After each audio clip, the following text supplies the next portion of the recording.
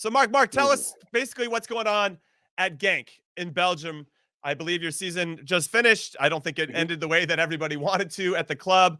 But for you in particular, it seemed a bit up and down this season, either due to injury or coach's selection or whatever it may be. And I think that sometimes as fans, we gloss over the fact of kind of that we're human beings and we're still trying to work through this adversity. And tell us about your journey this particular season. Yeah, no, it's been a crazy year to think about, in retrospect. Came into the year with like high hopes, coming off Nations League and now having a full preseason with the team, and get a good run in the beginning of the season. And then, yeah, kind of just hit a wall where I'm in the selection for one game and then out of selection, for the next, 3, 4 games. And then you have international breaks coming up. So that breaks up the time you're at the club. I think we had September, October, November. So you had 3 windows, in a span of 3 months. So by the time you get back to the club, you have another 3 or 4 games, and then you're trying to get minutes there, and then you go back to international break. So yeah, it was difficult not having the regular flow of minutes. Got a couple of caps, with during the qualification period with the national team, and then yeah, never really hit my form. I've never really hit my stride. To be honest, the entire year until probably the last month and some change. No, Mark, Um, Mark, really quick, I want to jump in on this because I find it interesting because Christian Pulisic, I think, is being used by Thomas Tuchel. Like, well, he was on CONCACAF qualifying. He's got to travel so much. We couldn't rely on him. We couldn't trust him to be, because he's got so much flying. But then, of course, he starts a 37-year-old Thiago Silva, which completely negates his argument. But do you feel like coaches over in Europe will use that against North or South American players because you're traveling so much? I'm like, well, you're not sharp enough. You're distracted. Your focus is somewhere else. yeah, I mean, I think it could be, it could be part of the reasoning. I think each coach has their own uh yeah, reasons. I don't want to say excuses because it makes it sound bad, but yeah, their own reasons for playing guys. So of course, when you're playing, North America, South America, you got 7+ hour travel, 6, 7+ hour time difference. So that's one of the factors that goes into it, of course. But as a footballer, you do everything you can to make sure you're ready, right, to be on the field, to step on, and whenever your name is called, and 2 days after the break is over, you want to be playing that match, right? So yeah, I guess it could be a reason why coaches, don't play some of the North Americans or South Americans, but yeah. Do you feel like it's because when I was in Germany, I was only one of 2 or 3 players that were leaving, right? Hmm. And 2 of them were European, and then I myself, when I would leave to go to the national team, I would come back, and I was punished for it because most of the team is, and it's not the case because you guys have a lot of internationals, but the team is training. When things aren't going well, it's more days for the coach to work through things. He wants his players on the field. And when I'd come back, he'd be like, yeah, but you haven't been in training. And I'd be like, but I don't like how is that my fault? Like I'm being, it's you rep that, you're coming back. Usually you're arriving a day or 2 before the game. You know that you are tired, whether you played or not. There's a good bit of travel, but you want to prove yourself. And I mean, do you think that plays a factor in a club like Genk?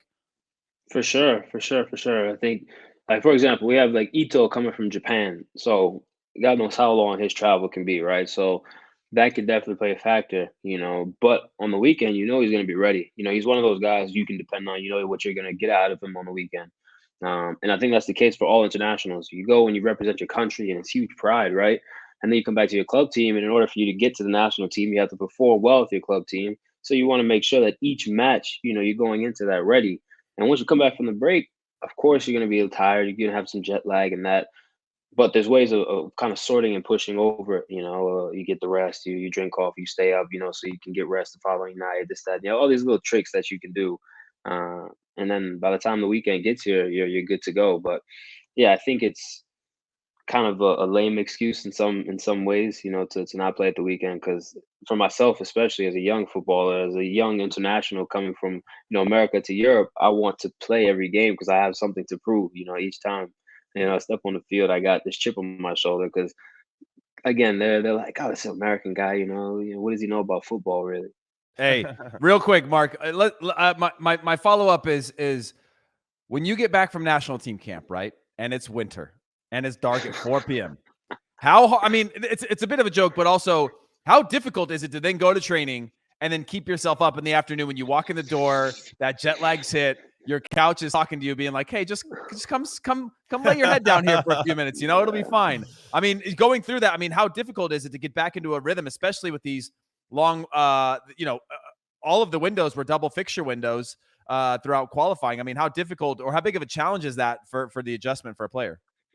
It's huge, man. I think, like for example, when I fly back from North America, usually you're arriving, unless you get on the chartered flight, right after the match, you're arriving in the morning. So you have the entire day you have to get through, and you know as soon as you get to training, you probably show up a little bit later, do a regen or something like that, flush the legs, try and get the travel out. You may do some film or some light work with the team, in order to kind of get yourself up to speed. And then by midday, by 2 o'clock, you're like, okay, what am I really gonna do? Because by the time 4 o'clock, 4:30 gets here, the sun is already setting. You got dinner to cook. You just want to chill out. You don't really want to think about nothing. So yeah, it's definitely difficult, to try and balance that and try and figure out ways to kind of keep yourself going when yeah, all you want to do is kind of just sit on the couch. You play a little bit of Call of Duty. But for even me, when I was playing Call of Duty, I was getting tired, man. I was I couldn't really focus, bro, because I'm tired. So yeah, Well, I'm glad you brought that part of it up, because I think we're speaking about the physical elements of this travel and everything that comes into it. But then when you are tired physically, then mentally you start to lose it as well. And we've all been on the field at some point where we didn't get enough sleep. Maybe we didn't eat right. And all of a sudden, something that would not normally bother us during a training, maybe we just had a bad touch or whatever, it starts to snowball into something bigger. All of a sudden, your first touch just disappeared. You're lacking some patience that you would have had before. Well, you feel like you're under the microscope too, of like being watched. Like, is he good? Is he not? You make that bad touch. It gets in your mind of like, oh, they're gonna think I'm tired, or they're gonna think I'm not focused. On top of that, too, when you're gone for international duty, the guys that don't have international duty are sitting there plotting, I'm going to figure out a way to be better than Mark Mckenzie, and I get to be around the coach for these 5 or 6 days, and blah, blah, blah, blah. Like, you have that competitiveness that exists in a locker room, which is usually a healthy thing, but sometimes it can work against you, which is a shame because you are going to represent your country. So I guess what I wanted to ask here was with regard to this vicious cycle that I think you find yourself in, where you go to represent your country, as you mentioned, and as I said in the tail of the tape, you did well. Started both games for us in the Nations League. We win it. Very exciting to the way we won it as well. You don't get called into the Gold Cup because you got to have a preseason with your team, but that obviously gives opportunities to other players to emerge potentially in your position. Miles Robinson being the name that I think jumps out at everybody. And then it's kind of a crapshoot for if you're going to get called in for World Cup qualifiers at that point. But then you can't go back to your club team, and now you're fighting for that position. So now Greg Berhalter can be like, well, you're not playing for your club team. And your club coach is like, why are you going with the U.S.? And then you're just kind of stuck in this cycle. I got to know how you manage that mentally and emotionally, because that's got to be difficult, especially if you're by yourself over in Belgium. Yeah, that was probably one of the tougher periods. I think when you're not playing, there's a lot of stuff that goes through your head, and again, like you said, you're trying to prove yourself constantly, and having only gotten to Belgium in January of last year, you had maybe 5 months to kind of get adjusted to the style of play and the club and the culture, X, Y, and Z, get myself established off the field, all these things. So now finally get a full preseason. But then right after that, you kind of find yourself again in this cycle of in and out. And I found it personally difficult. It was my first time kind of going through that period. Back in Philly when I was home. Of course, you have your family around you, your home cooking. All the ins and outs of the club. You've been there since you were a kid.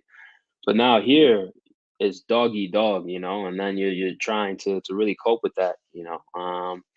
So yeah, with the national team, I think it kind of made it even more difficult because again, that's it's here and then it's gone for a few weeks. So whatever you do with your club team, you better make sure you do well because if not, there's somebody else who could potentially step in. And that's kind of been the case this entire season for me personally. If I'm blunt, even coming down to this last 6 months here with Genk and the national team. So the two play hand in hand, and I think that's the difficult thing to kind of balance if you're not one of those guys who's the key, who's the staples, in the national team just yet, and really trying to find his way and become a staple piece.